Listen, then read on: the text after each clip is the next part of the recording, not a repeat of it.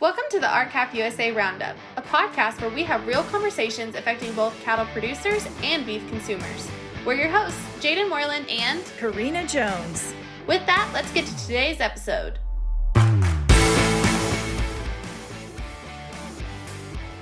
It's a hard time to be an American cattle rancher.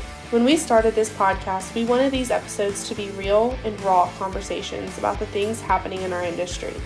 Sometimes it's hard to talk about those struggles ranchers are facing, but Karina sat down with Missouri rancher Coy Young to discuss the new No Rancher Left Behind campaign. Well, thank you, Coy Young from Missouri, for joining us on the RCAF Roundup podcast today. I can't wait to learn more about you and your story, so let's just jump right into it. Tell us about yourself and your history in the cattle industry. Yeah, let's see. I'm a fourth generation cattle farmer from northern Missouri. My great grandfather, and father were all cattle farmers, and my father progressively got bigger over the years. Ended up having 756 acres total when he passed away, and worked his whole life off the farm, to build the farm. And then his retirement was to come home and farm. My mother was also in the business as well. My grandfather, my mom's side, was a dairy farmer from Stacy, Minnesota. So I have farming on both sides. So you really have cows running through your veins, right? Well, yeah, I'm both Holstein and Angus. So that's my grandpa had 75 Holsteins at one time. Wow. At his dairy operation back in the 60s in Stacy, Minnesota. My mom was actually adopted by my grandparents in Stacy, Minnesota, and she worked on the dairy farm. That's interesting. I didn't know that you had the dairy industry so close in your lineage. That's kind of rare to find these days because of you, as you have witnessed, we've pretty much washed away most family dairies in rural America. Yeah, my grandpa got out probably just about the perfect time before corporate America took over the dairy industry. I've got an actual original Thorpe sale auction that my mom had burned the edges and put on a piece of plywood with poly over it to preserve it, of the entire auction listing of his farm when he sold out. Wow, that's amazing. So this really is, you've got skin in the game. This really is close to the surface for you, these issues. You first came on my radar and many others' radar when you shared your very genuine, compelling story in the New York Times in December. How hard was that to be so transparent and vulnerable and share your story? It's just Peter Goodman was so, he's a global economic correspondent with the New York Times. He's a reporter that's just very approachable. He just listened, took notes, and he'd found me on Facebook. I was ranting and raving about what's going on in the cattle business on Facebook, saying that things don't change. I'm probably going to have to end up selling out and do something different, rent my farm out to a bigger operation and get out because it's just not working anymore. And he contacted me via Facebook Messenger. And I was kind of leery at first, and I looked it up and I looked him up and I was like, okay, I guess this is actually real. And we got in contact, and he came to Kansas City to interview the trucking company that delivers vehicles for Ford, with a supply chain issue at the time that they were having because of the pandemic. And he wanted to come visit with me, and just see what was going on in rural America. And he came to the farm, and I took him around to the local veterinary. I took him to the local USDA locker that we still have here. We're fortunate enough to have one within 15 miles of my location that's been in business for a really long time. And he asked me the $1 million question: why is beef so high in the store and farmers are going broke? And I said, well, I can tell you 4 reasons, the big 4. They want to keep the cow-calf market suppressed and keep us right where they want us. And while they post $1 billion profits every quarter, we continue to pay all the inputs that are now overinflated. And you're going in the red, no longer in the black on every single animal you sell. And he was mind boggled by it and just completely blown away by After inputs and stuff, I told him I didn't make around $150 a head on steers. Heifers, you may make $50 a head if you're lucky. And he was just like, that's all you make? I said, yeah, it's gotten worse. And I said, I fear it's going to get worse. And that's exactly what happened this year with anhydrous skyrocketing over 1,000% and fertilizer doubling or tripling in costs. And, we got into the interview and he was getting ready to leave. We were standing outside the veterinary office. And in the back of my mind, I didn't know if I should tell him about, what happened. I had a production cell that crashed and burned during the pandemic, right when it started, Friday the 13th, March 13th is when, everything kind of went downhill. The feeder calf market tanked to 108, hadn't been that low since November of 2010. And, it was a production sale that me and another operation that I was managing at the time, Sandy Creek Angus, were putting together. We had over 100 registered animals to sell. Like I said, I've been taking care of our operation at that time for about 7 years. And, we were ready to have a sale. We had animals that were genetically superior and ready to go. And the feeder market tanked that Friday and I was going to reschedule it. And what happened is it ended up tanking like I figured, because the sale was on Sunday the 15th. And I ended up bringing over half the animals home from the sale, walking away with a quarter of what I expected. And the banker, wasn't very nice to me the following weeks. They kept calling me every single day. But, and that's why I told Peter, that's why I was ranting on Facebook. I wanted to be heard because this is a serious issue. And, the American cattle farmers and ranchers have been taken advantage of for so long now, and it's just gotten worse. And it doesn't seem to be any end in sight.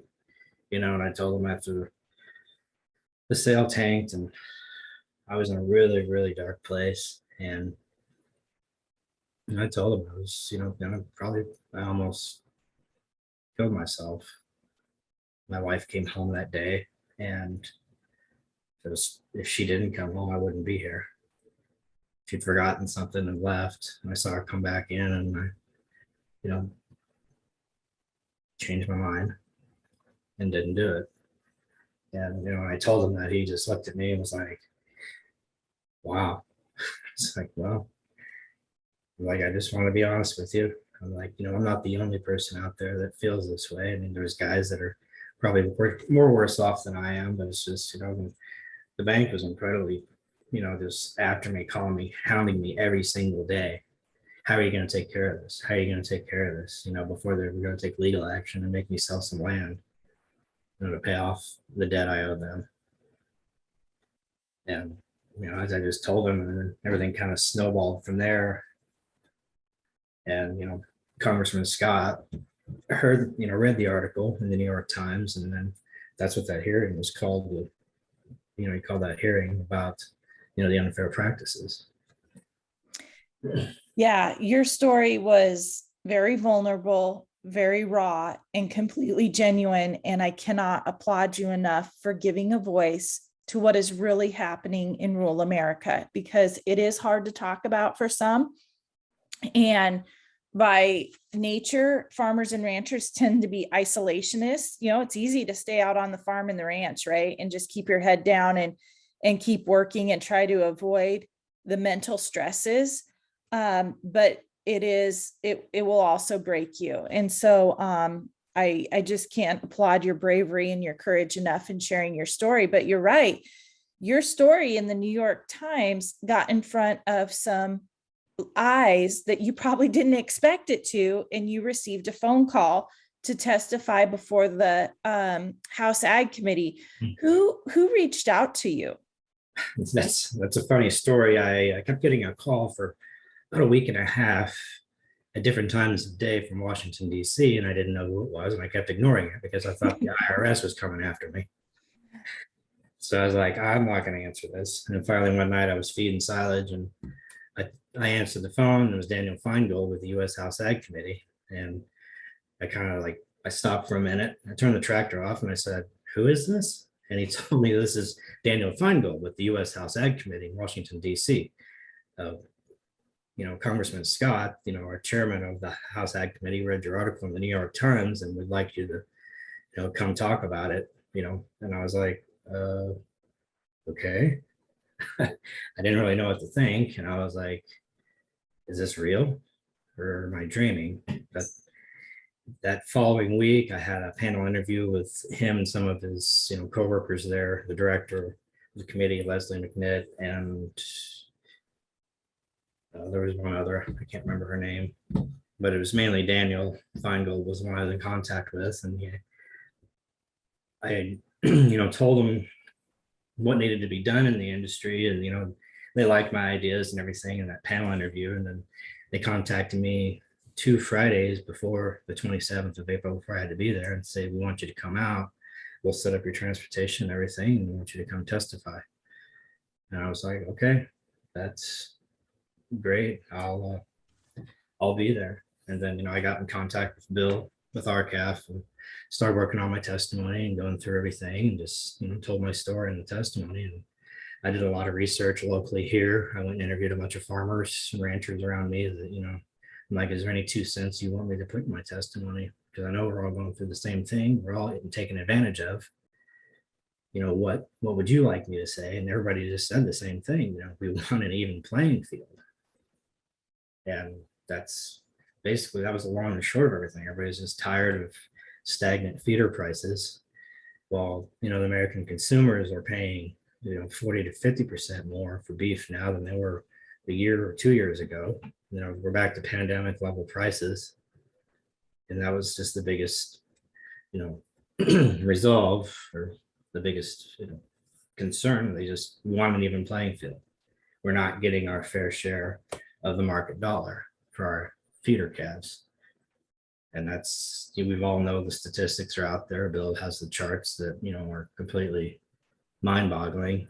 And, we've lost over 50% of our retail share as feeder calf producers.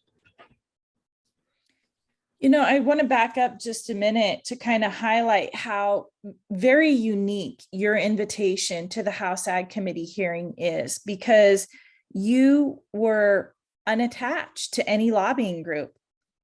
Right. They really came after you as just Coy Young. We want to hear your story. So, and I mean, I think you probably got a sense of that once you were at the House Ag Committee hearing, that the big, powerful lobbying groups in Washington, D.C. usually get those seats at those hearings. And so, well, that's why the NCBA was there. They're bought and paid for it in the pocket of the Packers, like everybody knows. So you were really the David versus the Goliath there at the table. I mean, you were not representing any lobbying organization, because I think that we're safe to make it clear you were not an RCAF member at the time of that hearing, correct? No, I wasn't. I had been, and I just didn't pay my dues. And Mm-hmm. So it's not like we tried to set somebody up there or anything like that. So no, I approached Bill more for guidance, because I'd never been in a situation like that, and he goes out there all the time, and that's what you guys do, and that's what he does there. Is he's fighting for the American cattle farmer. Yeah, and so he really guided me in my testimony and what to say and how to say. And then after I sent my rough draft to him, he was like, "That's pretty cutthroat." And I was like, well, I want to step on some toes, and I want to shake some babies and kiss some hands, and maybe something will get done. Nobody says anything. Like you said, everybody just sits back with their head down. They get what they get and they don't throw a fit. But what are they going to do when there's nobody left to throw a fit? And, the beef industry is just like Smithfield. It's completely vertically integrated, and there's nothing left to fight for. They own all the land, all the the confined feeders that they're probably going to end up setting up as huge Summit Livestock confined cattle feeding facilities, because they're the ones that can be able to afford to do it. mm-hmm. Along the farms, along the land, along the packer, all the way to the grocery store. Yep, excellent point. Let's talk about briefly kind of the days following the House Ag Committee hearing. I'm sure you received some applause and some kind of warmth from industries, industry people like yourself, your neighbors, people like me, cattle producers, thanking you for, stepping out and being bold and doing that. But you also got some negative feedback. So would you kind of share with us about that as well? No, I mean, it was crazy. My local community here, where literally my boys go to a school that's comprised of 3 towns. There's only 200 kids, K through 12. Average class size is 14, 15 people. My hometown that I live outside of Blythedale is only 192 people. And, I got the attention of a lot of people locally here. My local paper called me. I had a call from a radio station out of Moberly afterwards. And it's, I got a lot of positive feedback. The local community kind of just looks at me as, oh, well, you're a celebrity now. I'm like, no, not really. That's not what I wanted to get out of it, is to be a celebrity. I just want to get something done. And I don't care if I'm a celebrity or not. That was the ultimate goal, is to be heard and, try to inflict some change in this industry that's so far gone that I hope we can get it back. But there was a lot of positive feedback, but then, you've got your negative Nancy's. And, there was some, after the Times article came out, I actually found out it was published before Peter sent me something on it saying it was actually published, because he put it out right after Christmas. And I had one email from a guy that says, you animal abuser, I hope you die and rot in hell. And it's like, I'm not an animal abuser. I birth the animals, I raise them, and then I sell them. I don't slaughter them myself. It's like, my job is to keep them alive. People completely misunderstand what I do in the process. I love my cows, I love my animals, and they love me. You go out in the field with a bucket of feed and they all swarm you and want to knock you over to get to the feed. And they only do that with me. I take my wife out there and they stand back and they look at her like, who are you? It's a love for the land and the animals that only a cattle farmer can know. Because you just become one with your cows, and they're your livelihood. We're supposed to be. So when you step out and be bold and fight for the future of your own operation and your neighbors, you do take some bullets in this, don't you? Yeah, and I figure that's to be had, but it's there was more positive feedback, especially on the Times article and everything that's come from it. And that's where the No Rancher Left Behind campaign came to fruition, is that I got home from DC and I was just thinking I want to do something more.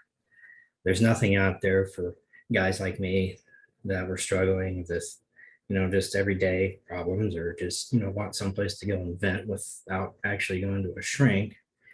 And that's where I contacted Bill, and I was like, Bill, how about we do kind of a campaign with RCAF. I'll head it up. And that's how the No Rancher Left Behind came about. I originally thought it was No Cattleman Left Behind, but then we've settled on the name No Rancher Left Behind. And it's just a platform that it's completely judgment free. It's on Zoom. I hope everybody knows that it's on the RCAF website. You go to it, click on the link every Wednesday night at 8 p.m. Central Time. We can all come together, talk, collaborate, talk about things, and maybe, some solutions will come from that collaboration. And that's what I'm hoping. 2 heads are better than one, and hopefully we can get multiple heads together and we can maybe come up with some solutions for some of the problems. And if guys are, just having issues and stuff, we can just talk about it, because like I say, it's going to be it's a 100% judgment-free zone. You can come to talk, vent, whatever. You're not alone in this fight. I know there's all the national crisis hotlines out there that they have, but it's not really anything that's like this, where it's just a huge group of guys that can just sit together and talk about farming and what's going on, and how they're going to make it through this year, especially with all the obstacles that we're experiencing with overinflated inputs. And it's going to be a hard year on guys. Well, RCAF, I can say this, we are completely proud to walk alongside you on this campaign, No Rancher Left Behind. And I just want to, we'll post the information, but you can find it all on the RCAF website as well. And Coy hosts Zoom meetings for people involved in agriculture who kind of want to talk about the tough times, the good times, just get it all talked about. He hosts those Zoom meetings on Wednesday night, 8 p.m. Central Time. And just to give everybody a space to get it off their chest so they're not holding it in and carrying all the weight around every day. Am I right? That's it, exactly. I mean, we're all stressed to the gills, and we're all worried about tomorrow. Is there going to be a tomorrow?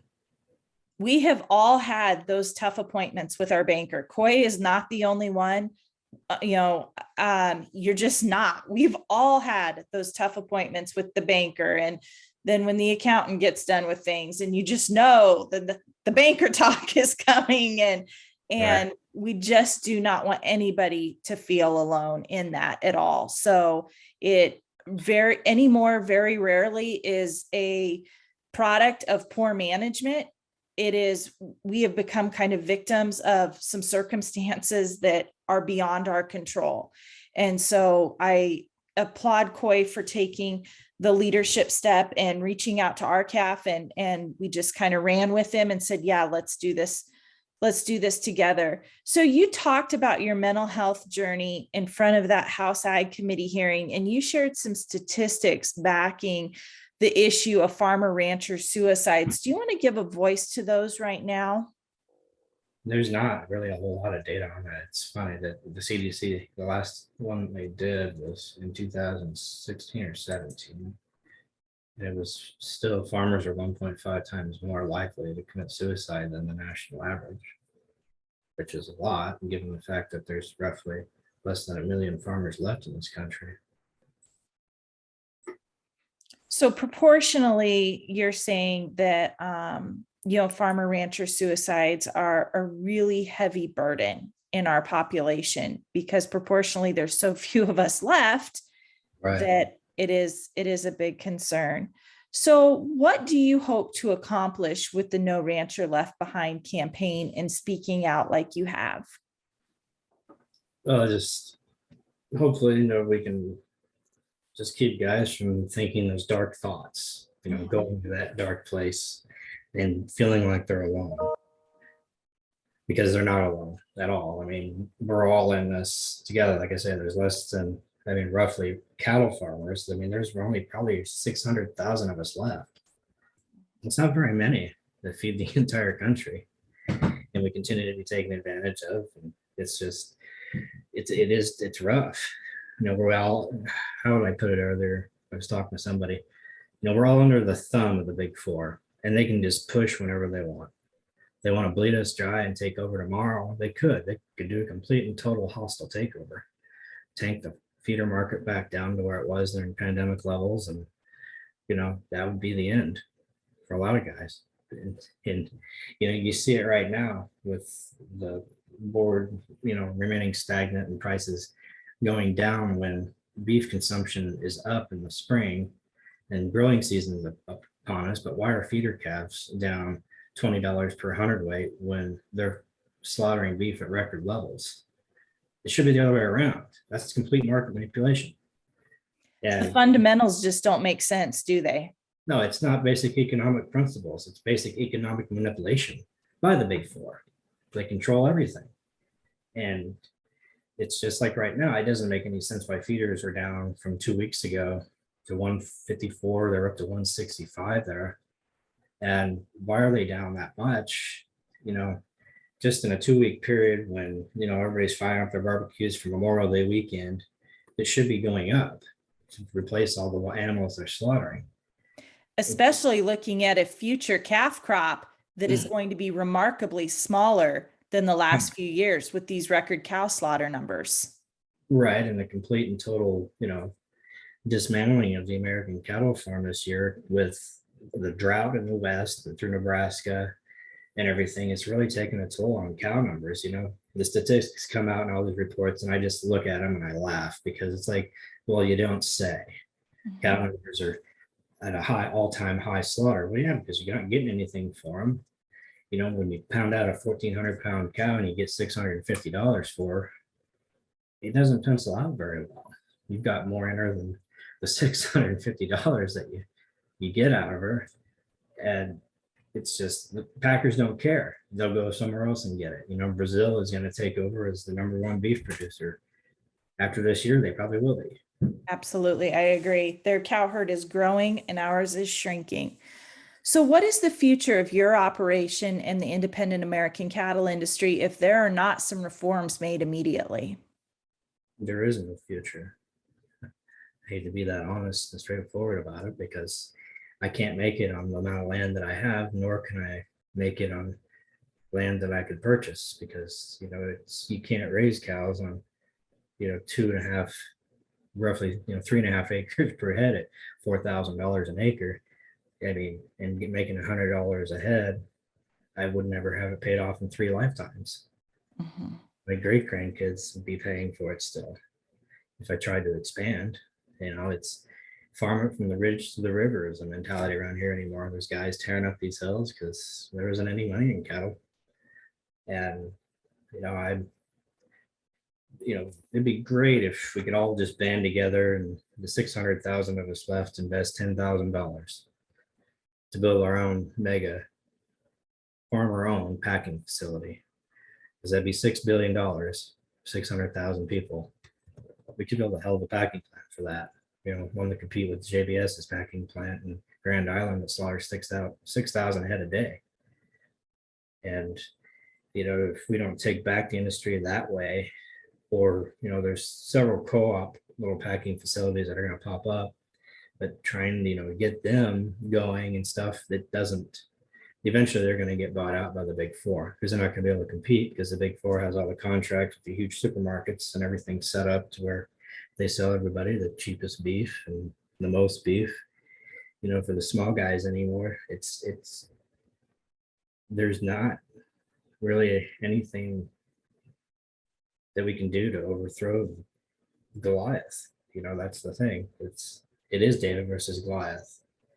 And hopefully, the Price Transparency and Discovery Act is kind of a joke as well. It's just going to give the Packers more control with the contract library.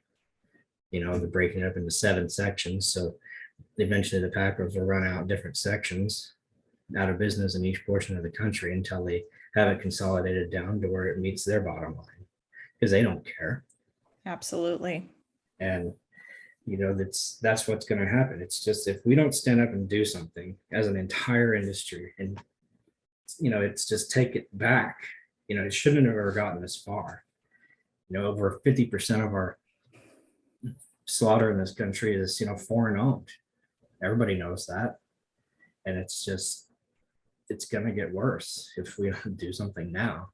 And the breaking up the bigger companies into smaller, it's just not going to work either, because they'll still continue to manipulate the markets. And it's just, there is no cash market for anything, because the economic study that came out that we all were reading, that it says for every 1% of AMAs, the cash price of cows suppressed 5.9%.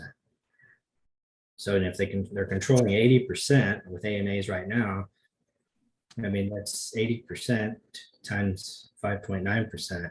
So you're telling me that the feeder calf market's suppressed 246%?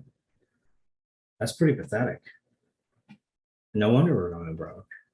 The economic studies are there and all the data is there, but the leaders in Washington and everybody keeps sitting on their hands and not doing anything, while we're out here going broke and barely scraping by. And I'm trying to be the one in the movement, and I kind of saying I put my balls on the table when I went out there, and it was just me against the world, David versus Goliath. Hopefully, like I say, I can be heard, and hopefully the industry can be saved. There's a small segment, that might survive the entire thing, is, all these USDA lockers popped up. They're all not USDA. That's the issue, is the USDA, because they're in the back pocket of the Packers and everybody in Washington as well. heavily influenced by the lobbyists to keep all the small lockers from being USDA certified. So, all the farmers and ranchers can't sell their beef out of their freezer to, anybody that wants to purchase it. There is a movement of farm to table there that it could happen if the USDA would stop sitting on their hands and creating so much red tape. Like I said in my testimony, is that, they asked me what they could do. I said, well, the USDA needs to quit creating so much red tape and over regulating these smaller lockers, because they're regulating them out of business. Mm-hmm. There's hundreds of them that popped up during the pandemic because they saw an issue. We saw a huge supply chain issue. Grocery stores were empty and people were losing their minds. And local lockers around here are backed up, a year out still. And then, there's hundreds of small lockers that popped up all over the country. If we can get those USDA certified, where small guys can, feed out 15, 20 head a year, take a little bit of that profit margin back from the packing industry and put it in our pocket. It's going to be a slow process of getting the industry back going that route. I want to go back to the study that you referred to. If people want to learn more about that study that Coy was referencing, please listen to the podcast with Nathan Miller from Georgetown University. He is one of the authors behind that study. It's a continuing body of work, and we're anxious to see what more that they are going to release in the realm of that study. So thanks for bringing that back up. So any other final thoughts, Coy, before we wrap up? So all the guys out there that aren't doing anything and not saying anything, you better say something now before it's too late. Quit being quiet, quit keeping your head down, and don't think, people are going to judge you for saying anything. Nobody cares. People in Washington don't care. Nobody, they really don't.